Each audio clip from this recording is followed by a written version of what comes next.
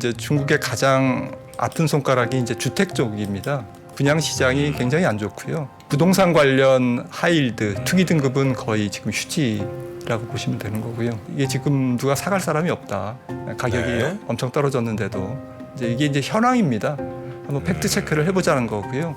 그러니까 부동산이 지금 얼마나 어려운지, 그리고 시장에서 얼만큼 자본을 끌어다 쓰기가 어려운지, 이 얘기는 결국 부동산 부분의 부채 조정과 구조 조정이 앞으로도 상당 기간 진행될 가능성이 있다라는 것을 시사하는 게 아닐까요? 에이, 설마 망하겠어? 아니 지금 망해요? 부도율이 올라가고 있다니까요. 지급불능 사태가 지금 벌어진다고 내가 뉴스에서 얘기했잖아 어제. 중국 15위 부동산 업체도 외화채권 지급불능, 헝다도 지급불능. 아마 이게 살생부가 살릴 기업과 이제 죽일 기업이 이제 분리가 되겠죠. 분류가.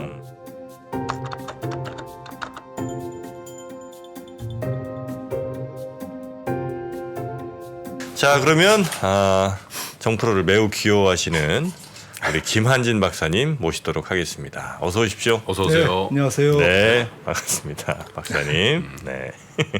자, 오늘도 저는 도발할 준비는 돼 있습니다. 네, 귀여워할 준비 되셨나요? 아, 네. 자, 그러면 오늘은 이제 어떤 주제로 좀 말씀을 해주십니까? 예, 지난주에 좀 환율 말씀을 드렸는데 네. 어쨌든 뭐 결론적으로 지난주에는 한 줄기 빛이 보이는 게 연준발 달러 강세가 좀 주춤해지는 시기에 들어갔다. 그래서 뭐 빠르면 뭐 연말, 지금부터 연말 달러가 조금 강세가 주춤하면서 주식시장에 좀 부담을 줄여줄 거다라는 말씀을 드렸고요. 하지만 뭐 달러 자체가 지금은 물가의 영향을 받고 있기 때문에 물가를 통해서 통화 긴축 경로를 통해서 환율이 움직이는 거죠. 그렇다고 보니까 물가가 더디게 하락하는 만큼 달러 강세도 좀 더디게 퇴조할 거다. 달러 강세가 좀 약해지는 속도가 그렇게 빠르진 않을 거다라고 말씀드렸고, 그 이유가 또 유로존의 고유 문제, 일본의 고유 문제, 이런 것들이 좀 달러 약세의 발목을 잡고 있다, 이런 말씀을 드렸는데요. 오늘은 뭐 이제 이어서 연장선상에서 뭐 신흥국 쪽 뭐 말씀을 좀 드릴까 합니다. 신흥국. 네, 그래서 신흥국의 지금 환율 시장, 또 채권 시장, 그리고 좀 더 나아가서 이제 중국 이야기 이렇게 한번 드려볼까 합니다. 신흥국 우리 포함입니까? 아니면 우리는 뭐 우리나라는 뭐 구체적으로는 뭐 저기 다루지 않았는데 뭐 전체적으로 뭐 글로벌 펀드가 어떻게 움직이는지 신흥국 향해서 특히 뭐 10월 말부터 지금 뭐 11월 얼마 안 됐습니다만 11월 초까지 신흥국으로 자본 유입이 굉장히 큰 폭으로 지금 증가하고 있어요. 그리고 우려했던 중국 쪽에서도 그렇게 자본 유출이 일어나지 않고, 그래서 특히 뭐 좀 뭐 남미라든지 뭐 일본제 아시아 쪽에 이제 펀드 흐름이 좋거든요. 이런 것들이 좀 연말 장세에 대한 기대감을 높이고 있기 때문에 한번 좀 살펴봐야 될 것 같습니다. 하나씩 좀 볼까요? 예, 일단 이머징 마켓 환율을 뭐 왼쪽 차트를 보시면 빨간색 선이 남미입니다. 이게 0 위에 노는 게 좀 달러 대비 강세고요. 그 다음에 그 달러 대비, 그러니까 뭐 2022년 올해 초를 배후로 해서 이제 그린 거죠. 그런데 신흥국 전체는 지금 보시는 것처럼 녹색 선이고요. 아시아가 지금 까만색 선입니다. 신흥국 전반의 평균보다 훨씬 더, 남미와는 엄청나게 차이가 있죠. 그래서 원 달러도 지금 브라질 헤아라 대비 거의 아마 연초 대비 20% 정도 더 떨어졌을 겁니다. 지금 헤아라 투자한 분들은 좋네요. 브라질이 금리를 작년에 2%에서 거의 한 14%까지 올렸거든요. 그런 통화 정책에 어쨌든 영향도 있었고, 또 자원 생산을 많이 하는 국가들이기 때문에 브라질이 지금 글로벌 에너지 충격 국면에서 상당히 수혜를 받은 것 같습니다. 지금 밑에 있는 제일 그 환율 시장에서 하락률이 높은 지역이 뭐 중부하고 이제 동유럽 그리고 아프리카, 그러니까 주로 자원 쪽에서 지금 고통을 받고 있는 나라들이겠죠. 또 프론티어 이머징도 속해 있고요. 그래서 이렇게 신흥국이라고 다 같은 신흥국이 아니고요. 아, 신흥국이라도 네. 이렇게 라틴 아메리카 쪽, 남미 쪽으로는 자본이 굉장히 엄청나게 좋고. 유입이 됐습니다. 네네네. 수익률도 좋았고. 그런데 이제 그 지금 특히 공업 수출국이 많은 우리나라를 포함한 아시아 환율의 하락폭이 크다라는 점. 이게 이제 조금 주목할 팩트고요. 네. 그러니까 에너지 가격이 떨어지고 세계 경기가 조금 좋아져야 이 환율이 반등할 수 있는데 뭐 에너지 가격은 그렇다고 쳐도 경기가 내년에 더 침체되기 때문에 지난주에 말씀에 이어서 아시아 통화가 그렇게 큰 폭으로 강세를 보이기는 어렵다.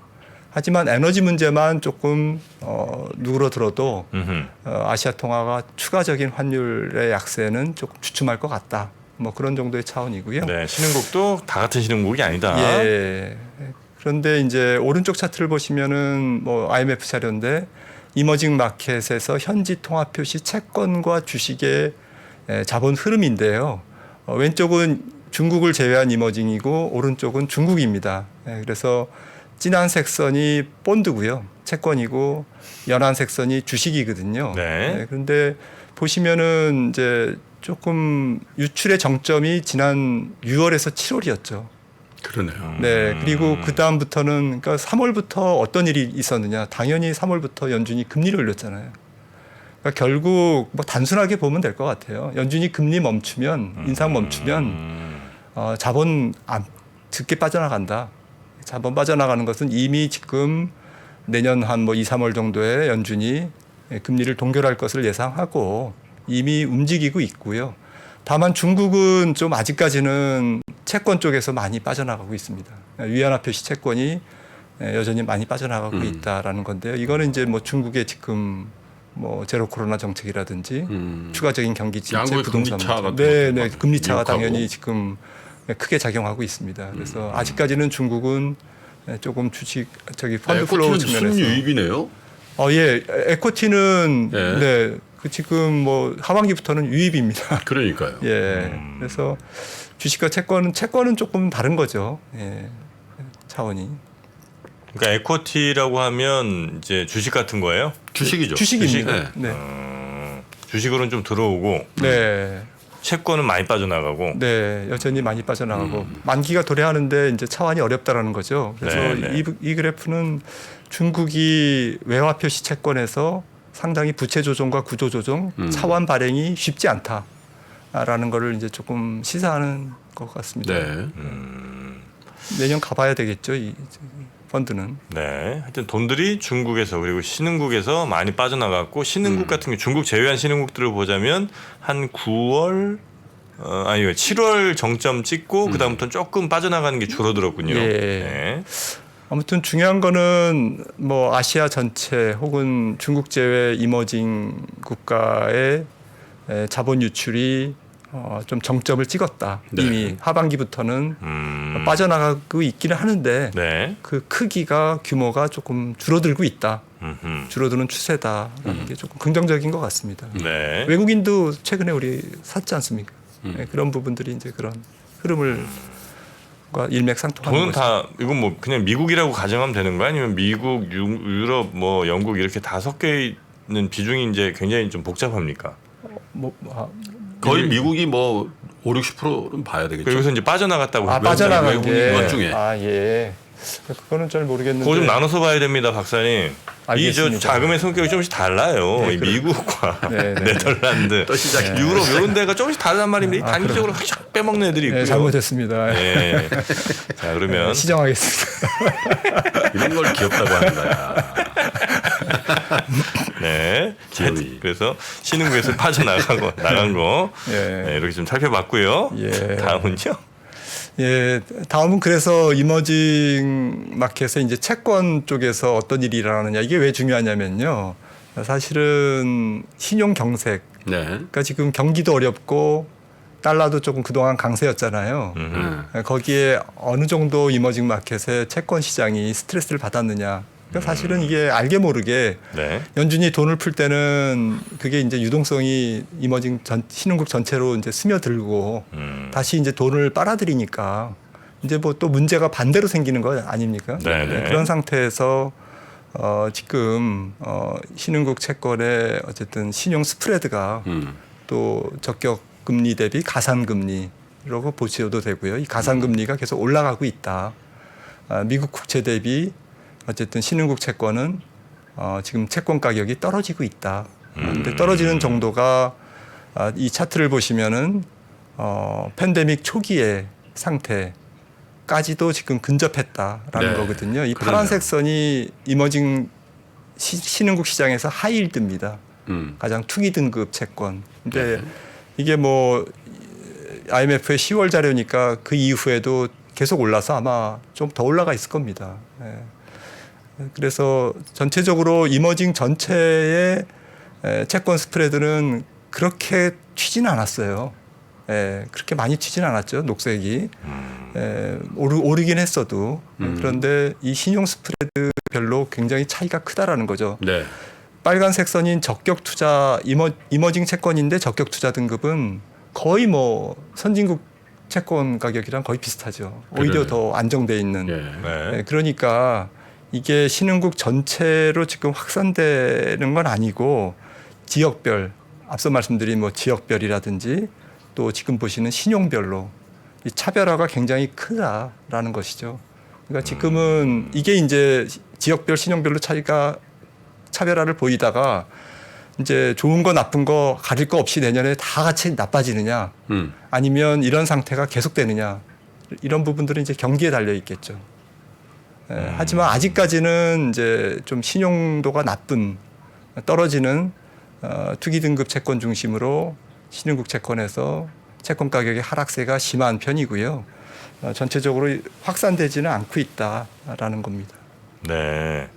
요게 이제 이머징 마켓 HY라고 쓴 게 이제 하이힐드인 거죠? 맞습니다. 네, 하이힐드고 네. IG는 뭐예요? IG? 네, 저기 주에 달았습니다. IG 네. 적격 투자 등급, 인베스먼트 아. 그레이드, 투자 등급입니다. 네네네네네. 투자 등급은 거의 뭐 선진국 채권이랑 큰 네, 차이가 네, 없고, 네, 네. 그다음에 하이힐드 같은 경우는 굉장히 좀 높아지고 있는. 네. 신용도별로 차이가 나고, 그러니까 내년도에 아직 경기 침체가 진행되지 않았음을 감안하면 네.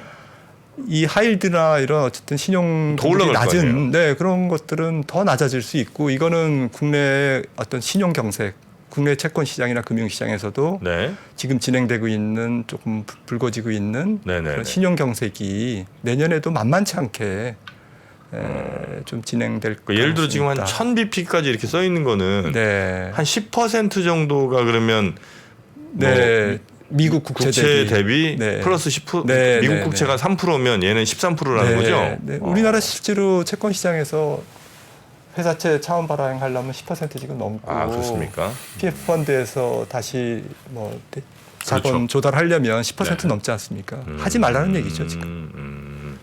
거기 한 600까지 내려왔다가 다시 지금 이제 급등한 그런 상황이고요. 이렇게 민감하게 반영하고 있고 그러니까 결국 제일 약한 고리가 신흥국 시장의 신용도가 나쁜 기업이나 국가인 거예요. 약한 고리부터 이제 무너지기 시작하는데 네. 그렇죠. 이게 약한 고리부터 무너지다 보면 그게 이제 좀 부메랑이 돼서 좋은 것들도 이제 영향을 받고 또 더 나아가서 이제 경기에 영향을 주기 때문에 네. 전체적인 수요가 이제 쭈그러들 수 있다라는 거죠 내년도에 이런 부분들이 경기에 조금 금융시장 쪽에서 네. 경기에 부담을 주는 요인으로 계속 묵직하게 그러니까요. 자리 잡을 것 같습니다. 나라는 뭐 스리랑카 제일 먼저 했고 뭐 그러니까요. 파키스탄 또 뭐 중동에 네. 보니까 레바논인가요? 뭐 네. 거기도 지금 디폴트 상태인 것 같고. 네.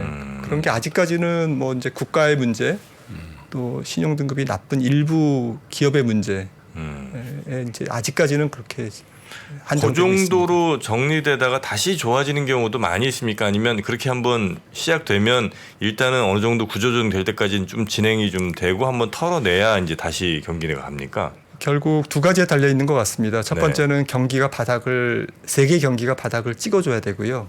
더 이상 나빠지지 않을 것이다라는 기대가 이제 확산이 돼야 되겠죠. 원래 그렇게 한번 가야 돼요? 안 가면 안 돼요? 아니 뭐 안 가도 되는데 어쨌든 지금 뭐 이렇게 경제가 살아있어 숨쉬는 생물체와 같으니까 네네네. 앞으로 경제가 더 나빠질 거야 그러면 서로가 못 믿잖아요. 네. 돈 빌려주지 않을 거잖아요. 네. 그러다 보면 이게 이제 악순환이 되는 거고요.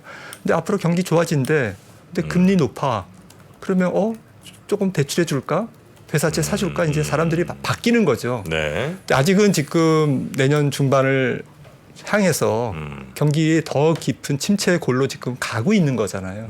그러니까 내년 상반기까지는 이 시장이 이 상황이 네. 녹록치 않다라는 말씀이고 또 한 가지 조건은 이제 개선되려면 글로벌 달러 자체가 좀 추세가 강세에서 약세로 이제 돌아서야 되겠죠. 그러려면 이제 유로존의 에너지 위기라든지 또 뭐 우크라이나 전쟁이라든지 이런 것들이 불확실성이 줄어서 유로화 자체가 이제 달러당 1.0 위로 강세를 보이고 또 뭐 파운드화나 엔화도 좀 안정되고 그러면서 전체적으로 뭐 앞서 경기랑 같은 맥락이죠. 경기가 조금 더 바닥을 더 이상 나빠지지 않는다라는 것이 조금 사람들이 그런 기대가 커지면 이제 달러가 좀 더 이상 강해지진 않잖아요. 그럴 때는 이제 이 두 가지 조건이 충족돼야 되는데 지금 저는 이제 그게 한 내년 중반 정도지 않을까 이렇게 말씀을 계속 드리는 거고 있는 거예요. 그러니까 지금부터 내년 상반기까지는 크레딧물에 대해서는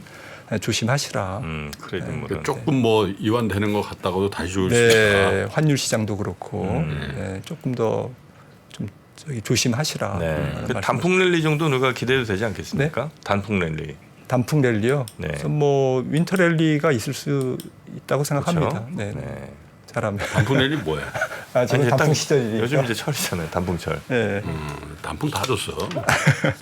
은행 랠리 기다리고 있고요. 단풍 다 줬어요. 아 그래요? 꽃감 랠리 한번. 알겠습니다. 자, 하여튼 그래서 신흥국 시장의 이런 채권들 네. 눈여겨 특히 이제 좀 약한 고리들부터 좀 무너질 가능성에 대해서 잘 좀 살펴봐야 되겠고요. 아직은 진행 중이다. 네. 세 번째는 이제 뭐 중국 이야기인데요. 뭐 중국은 뭐 중국 전문가가 나와서 말씀을 뭐 따로 하시니까 저는 이제 전체적인 매크로 단에서 말씀을 드리면 이게 차트를 또 IMF 차트만 가져와서 죄송한데 왼쪽 차트를 보시면은 이제 중국의 가장 아픈 손가락이 이제 주택 쪽입니다. 주택 쪽이 얼만큼 지금 좀 부진하고 있냐라는 건데요. 지금 어쨌든 분양 시장, 분양 프리세일이죠. 분양 시장이 굉장히 안 좋고요. 뭐 지난 추세를 보면 뭐 아주 많이 내려와 있죠. 그 다음에 이제 전체적인 부동산 시장 관련 신용, 파이낸스가 굉장히 지금 마이너스를 지금 보이고 있습니다. 오른쪽 차트를 보시면은 중국 기업의 역의 채권 가격, 그러니까 위안화 표시, 달러 표시 채권 가격이 중국 기업이 발행한 그게 어쨌든 부동산 관련 하이일드 투기 등급은 거의 지금 휴지라고 보시면 되는 거고요. 그러니까 이게 지금 누가 사갈 사람이 없다. 가격이 엄청 떨어졌는데도 이런 상태고 또 이제 일반 기업 부동산은 아니지만 일반 기업의 하이일드도 지금 2020년 말을 100으로 했을 때 반토막 반값이라는 거예요. 채권 지금? 가격이 50, 2020년 말을 바닥으로 했을 때, 그러니까 올해 초를 작년 초를 100으로 했을 때 바닥이라 50%라는 거고요, 50이라는 거고, 그리고 적격 부동산 관련 기업인데 뭐 부동산 개발 업체들 발행한 회사채 중에서 그래도 적격 트리플 A 이런 것들이 지금 70 퍼센트 수준. 네, 약간 30% 빠지는 거죠. 네네. 빠진 거죠. 그다음에 일반 기업은 부동산이 아니고 일반 기업은 뭐 적격 같은 경우에는 이제 그게 그렇게 많이 빠지지는 않았다. 이제 이게 이제 현황입니다. 한번 팩트 체크를 해보자는 거고요. 네, 그러니까 부동산이 지금 얼마나 어려운지, 그리고 시장에서 얼만큼 자본을 끌어다 쓰기가 어려운지, 네. 이 얘기는 결국 부동산 부분의 부채 조정과 구조 조정이 앞으로도 상당 기간 진행될 가능성이 있다라는 것을 시사하는 게 아닐까요? 네. 그럼 부동산 쪽에 하이힐드가 지금 거의 네. 네. 한 4분의 1토 막 이렇게 난 거잖아요. 그러니까요. 그러면 그 친구를 지금 제가 사면 네. 없어질 수 있죠, 뭐 회사가. 근데 그 수익률은 되게 좋을 거 아니에요. 아니요, 아닌가요? 회사가 부도날 수 있잖아요. 그걸 이제 막투막이라 그래요. 네. 막주막이 뭐예요? 그러니까 마켓 프라이스로 평가를 받아야 되기 때문에 네. 예를 들면 정프로가 뭐 3년 만기 전환 하이힐드를 수익률이 너무 매력적이라 20% 샀잖아요. 근데 그걸 이제 데일리로 평가를 받아야 돼요. 근데 가격이 빠지잖아. 네. 그럼 그 가격 빠진 거를 정프로 펀드 매니저면 그걸 반영한 수익률로 나오거든. 그러니까 물론 이제 그게 2년 만기다 3년 만기다 해서 3년 동안 보유했을 때 원금 상환 받으면 성공적으로 받으면 수익률은 되게 좋은 거죠. 그렇죠. 예를 들어 흥국생명 같은 거 네네. 그저 지난주 금요일 날 산 사람은 지금 대박 난 거예요. 근데 뭐 80 밑으로 가고 막 네. 그런데 지금 폭락했죠. 오늘 보니까 지금 막 저한테 들어오는 게 95까지 올라갔다는 거죠. 상한 받는다고 하니까 그러면 이 코스닥보다 더 수익률이 더 좋은 거예요. 상한가 몇 번 친 거나 마찬가지. 근데 이런 일은 거의 없고 다만 이제 정프로가 중국의 부동산 개발 업체 채권을 하이힐드라고 20% 15% 사도 네. 이제 미상환 상환 금융에 대한 리스크가 있고 그 막투막이라고 마켓에서 프라이싱을 계속 하기 때문에 그걸로 이제 평가를 받아야 네, 되니까. 주식처럼 이제 평가가 프라이싱이 계속되는 거거든요. 아니 그러니까 제 질문은 예를 들면 이거예요. 네. 얘가 이제 10만 원인데 막 저렇게 떨어졌으니까 지금 3만 원에 살 수 있는 거잖아요. 아닌가요? 채권이 예를 들어서 원래 10만 원짜리인데 3만 원에 제가 살 수 있다는 얘기 아니에요? 뭐 극단적으로 얘기하면 네. 그렇죠. 근데 이제 이자는 원래 줘야 되는 뭐 얘가 10%를 줘야 되는 거면 10만 원에 만 원을 줘야 되잖아요. 그렇지. 그럼 이제 제 3만 원에 사서 만 원을 받는 거잖아요. 그렇지. 그렇죠. 그러니까 얘네가 안 망하기만 하면 안 망하기만 그렇죠. 한다라는 조건이죠. 네. 그럼 됐다는 거예요, 저는. 근데 망하면 어떻게 하죠? 망하면 어떻게? 에이, 설마 망하겠어. 아니 아, 지금 망해요? 부도율이 올라가고 있다니까요. 지급불능 사태가 지금 벌어진다고 내가 뉴스에서 얘기해줬잖아 어제. 중국 15위 부동산 업체도 외화채권 지급불능 또 뭐 녹지그룹도 지급불능, 네. 헝다도 지급불능. 아마 이게 살생부가 살릴 기업과 이제 죽일 기업이 이제 분리가 되겠죠. 분류가. 예, 그러면서 이제 뭐 살릴 기업은 이제 다시 신용을 보강해서 네. 이제 다시 살릴 텐데 그런 과정에서 이제 중국 정부에 네. 돈이 투입되는 거죠. 그 하이힐드였으니까 이 친구들은 원래도 이자율이 높았을 거 아니에요, 그죠? 그러면 한 15% 20%씩 막 줬을 거 아닙니까? 아니, 그렇진 않죠. 그건 아니에요? 하이힐드라는 게 금리 낮을 때는 4, 5%, 5, 6%도 하이힐드예요. 아 그래요? 안 들어가겠습니다. 지금 얘기는 하이힐드라는 표현보다는 정크라는 표현이 예. 더 정확해요. 요 정도면 쓰레기, 정크, 휴지. 쓰레기. 알겠습니다. 안 살게 안 살게. 쓰레기 한번 맛을 볼래? 이런 거 근데 전문적으로 또 하시는 분들도 있죠. 그렇지. 아, 그럼요. 그럼. 네. 근데 이런 거는 많이 사야 돼 여러 가지를. 예. 아, 그래서 그래서 하나 터지면 몇 개 묻어 나더라도 아, 그렇게 한다고. 벌크로. 정프로 딱 하나 고르면은 네. 그럼 이런 하이힐드만 모아서 유동화 시켜갖고 있죠. 판매되는 게 또 있습니까? 그렇죠. 있죠. 그게 그리고 프라이머리 CBO 같은 거예요. 예. 아. 그리고 거기에 이제 좀 수학적으로 네네.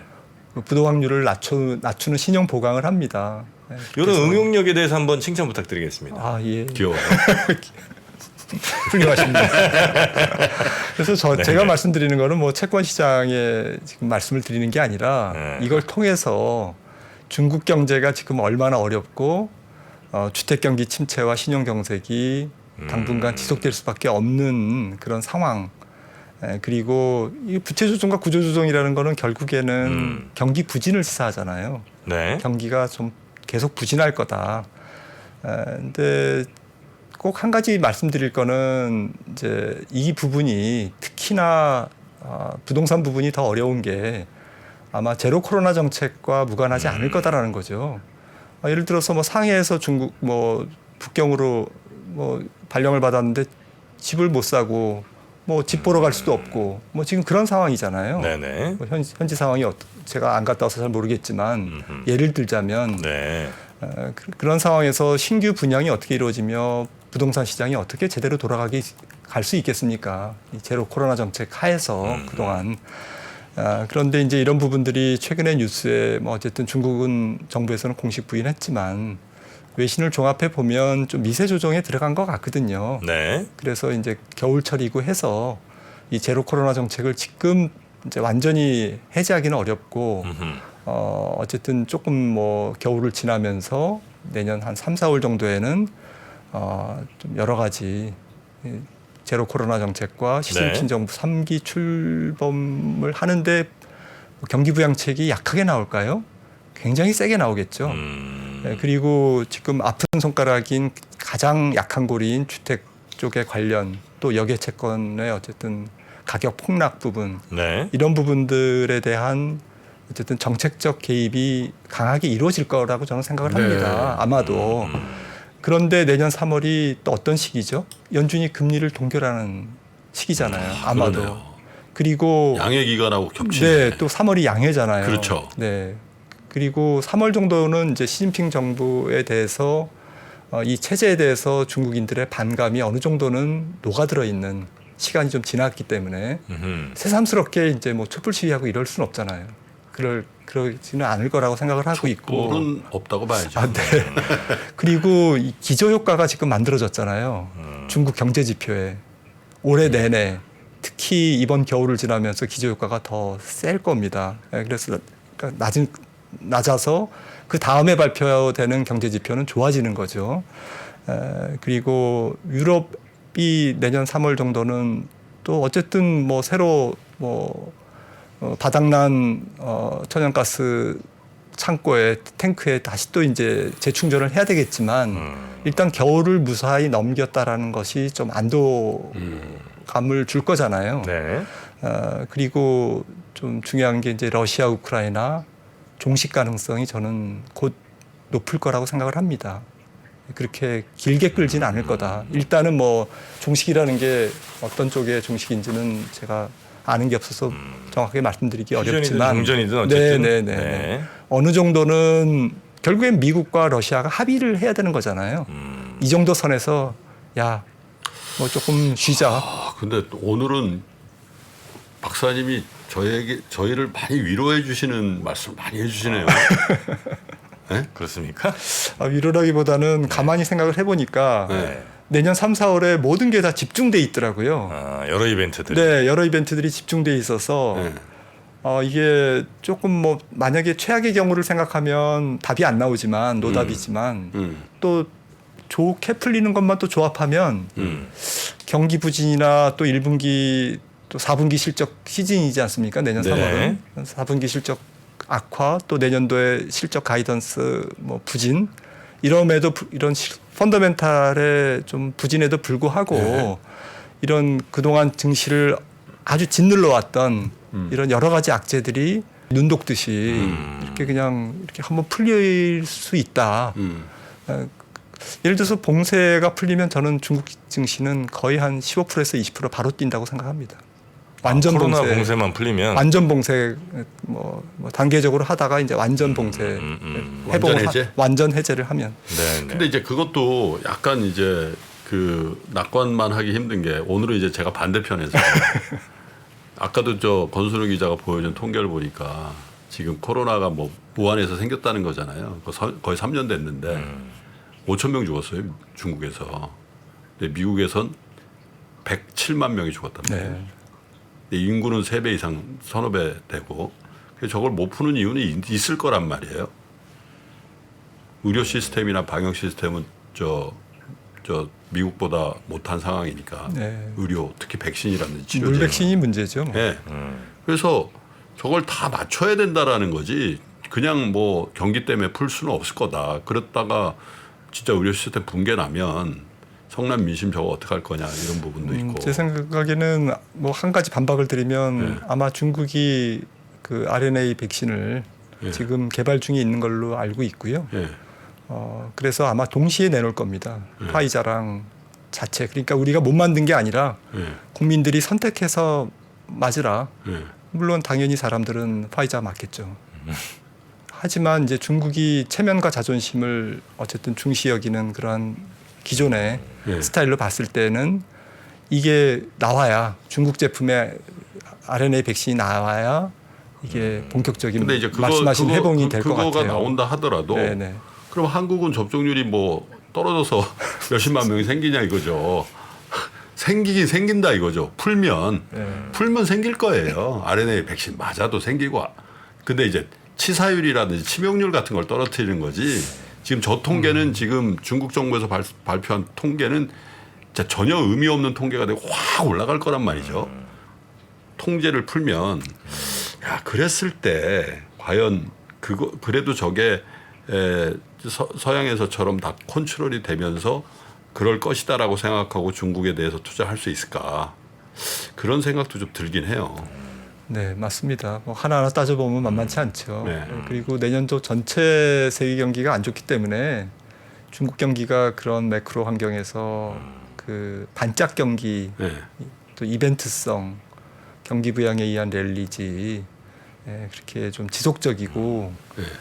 좀 신뢰감 있는 경기 회복이 당장 나타난다 내년 초에 네. 이렇게 보기는 전혀 어려울 겁니다.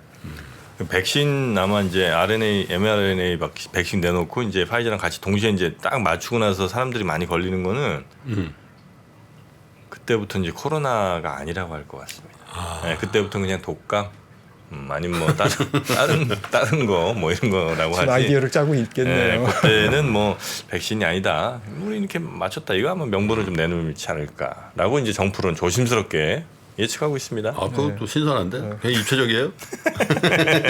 네. 맞습니다. 자, 하여튼 중국 내년 3, 4월부터가 사실은 이제 경기 침체 본격적인 시작인데 또 내년 3, 4월에 또 이벤트들은 또 잔뜩 몰려 있고. 그러니까 플러스 요인들, 마이너스 요인들이 굉장히 같이 혼재된 내년 3, 4월 이렇게 이제 생각을 하면 되겠군요. 네, 그렇습니다. 네. 알겠습니다. 그래도 이제 연말 랠리는 올 수도 있다. 그 얘기 하나만 저는 좀 기억하고 있습니다. 연말 랠리는 뭐 지금 상당히 온 거죠, 사실은. 네, 사실은 뭐 많이 왔죠. 네. 어떻게 보세요? 마지막 질문은 이제 이 반등의 조건들이 굉장히 조금은 성숙돼 있는 것 같긴 한데 박사님 보시기에는 어느 정도나 남았을까요? 내일 중간 선거 이후에 미국장이 조금 더 달려주면 조금 더 이어질 것 같아요. 네, 어쨌든 중간 선거 사람들이 너무 확률적인 얘기지만 중간 선거 이후에 주가가 무시할 수는 없는 확률이기 때문에 예. 아마 사람들이 그걸 믿고 싶어 할 겁니다. 그래서 조금 더 랠리가 이어지지 않을까 연말 랠리는 네. 생각을 합니다. 자, 아직 연말 랠리 저는 뭐 시작이라고 보고 있으니까요. 네. 조금 더 가리라 생각을 합니다. 네. 우리 김한진 박사님과 함께한 오늘 아침 시간이었고요. 다음 주에도 또 뵙겠습니다. 고맙습니다. 네, 감사합니다. 감사합니다. 통찰은 관찰에서 나오고 관찰은 관심에서 시작됩니다.